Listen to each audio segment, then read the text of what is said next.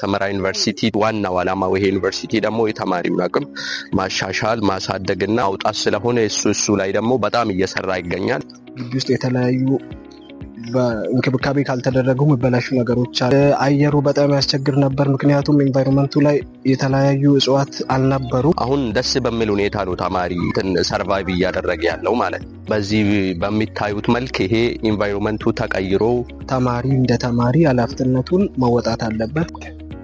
ሰላም፣ ጤና፣ ስኬት፣ በረከት በዚህ ትበልላችሁ በያላችሁበት። ሰመራ የሰላም አምባሳደር የሰላም ሀገርና የሰው ዘር መገኛ በሆነችው በሰመራ ከፈርስት ጄኔሬሽን ዩኒቨርሲቲ ጋር እኩል ዲጂታል ኤግዛም ነበር ስንወስድ ነበር። ዋናው ዓላማው ይሄ ዩኒቨርሲቲ ደግሞ የተማሪውን አቅም ማሻሻል ማሳደግና ተማሪ ብቁ አድርጎ ኤክስፒሪየንስድ አድርጎ ማውጣት ስለሆነ እሱ ላይ ደግሞ በጣም እየሰራ ይገኛል። መረብ ኳስ ለሴቶችም ለወንዶችም ለየብቻ መረብ ኳስ አለላቸው። የሰመራ ዩኒቨርሲቲ ተማሪዎች አብረን የምናደርግ ይሆናል። ቆይታችሁን ከኛ ጋር እንድታደርጉ እንግዲህ በአክብሮት እንጠይቃችኋለን።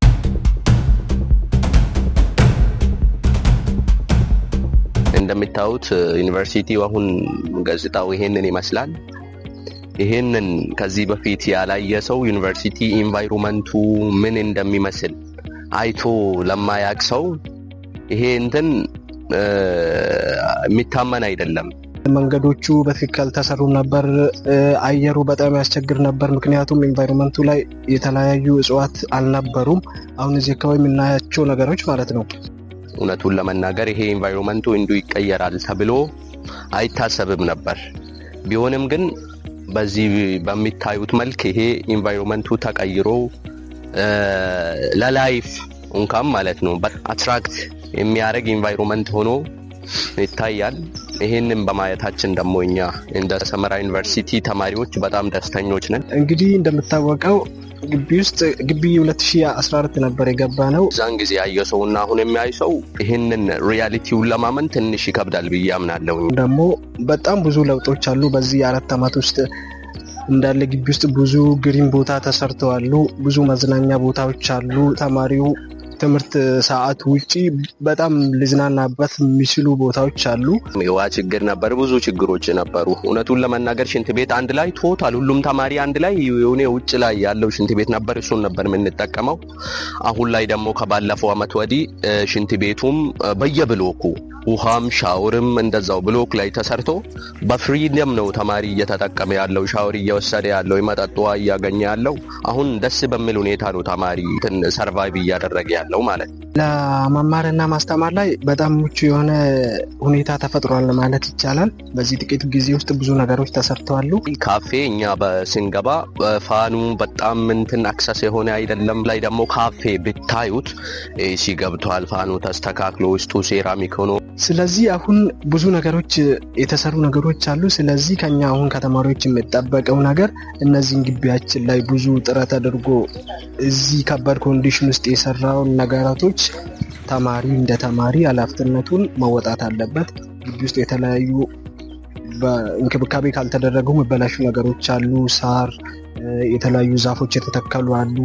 የተለያዩ ግቢ ንጽህና ላይ በጣም የተሰራ ነገሮች አሉ። እነዛ ነገሮች ደግሞ ተማሪዎች የራሴ ብሎ ኃላፊነቱን ወስደው እንክብካቤ ካላረገ ሊበላሽ የሚችሉ ነገሮች ናቸውና ተማሪዎች ደግሞ እንደ ተማሪ የሚጠበቅብን ኃላፊነት እነዚህ ነገሮች የራሳችን ብለን እንደ ራሳችን ሀብት ንብረት መንከባከብ አለብን። ምክንያቱም ይሄ ነገር ዛሬ እኛ እንማርበታለን፣ ነገ ደግሞ ቀጣይ ትውልድ ይመጣል። ወንድሞቻችን እህቶቻችን መጥተው እዚህ ከባድ ኮንዲሽን ውስጥ ሊማሩ ይችላሉና ስለዚህ ይህንን ነገር ሰፖርት ማድረግ አለብን ብዬ አስባለሁ። ደግሞ ባለፈው አመት የኛ ዩኒቨርሲቲ ከፈርስት ጄኔሬሽን ዩኒቨርሲቲ ጋር እኩል ዲጂታል ኤግዛም ነበር ስንወስድ የነበረው።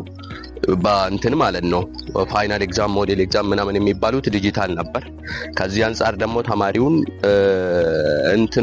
ኬሪየሩን ዲቨሎፕ ለማድረግ በጣም እየሰራ ይገኛል። ዋናው ዓላማው ይሄ ዩኒቨርሲቲ ደግሞ የተማሪውን አቅም ማሻሻል ማሳደግና ተማሪ ብቁ አድርጎ ኤክስፒሪየንስድ አድርጎ ማውጣት ስለሆነ እሱ ላይ ደግሞ በጣም እየሰራ ይገኛል። እኛም እዚህ እድል ተጠቃሚዎች በመሆናችን በጣም ደስተኞች ነን። ይሄ ኢንቫይሮንመንቱ ራሱ ኢንተርቴይን ለማድረግ በጣም ሰፖርት እና አትራክት የሚያደርግ ኢንቫይሮንመንት ነው ያለን ብዬ አምናለሁ። ይሄ ሲባል ደግሞ አሁን በግቢያችን እየተሰሩ ያሉ ፕሮጀክቶች አሉ። ለኢንተርቴይንመንት፣ ለስፖርት፣ ለምናምን የሚሆኑ የተለያዩ ጀርባ የሚታየው ስክሪን አለ፣ ዲኤስቲቪ ኳስ ሊታይበት የሚችል የተለያዩ እንትኖች አሉ። ከዚህ በተጨማሪ ደግሞ ለሴቶችም ለወንዶችም ቼዝ አስገብተን በየብሎኩ እንዲጫወቱ ማድረግ ችለናል። ሌላ ደግሞ ይሄ መረብ ኳስ ለሴቶችም ለወንዶችም ለየብቻ መረብ ኳስ አለላችኛል። ከዚህ በተጨማሪ ደግሞ ስክሪኑ እዚህ ጋር አለ። በዚህ ደግሞ ተማሪዎቻችን በጣም ኢንተርቴይን እንደሚሆኑ ተስፋ እናደርጋለን። ኤዲሽኑ ውስጥ ያሉ ለውጦች፣ ይሄ ዲቨሎፕመንት፣ ይሄ ውበት፣ ግሪኒፊኬሽን እና የመሳሰሉት ሁሉንም ጨምሮ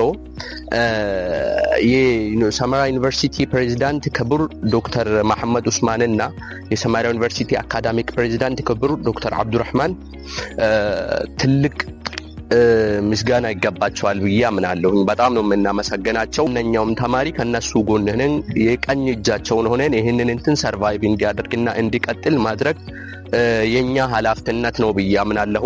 በጣም ነው የማመሰግናለን። እናከብራቸዋለን። ሰናይ ጊዜ ይሁንላችሁ።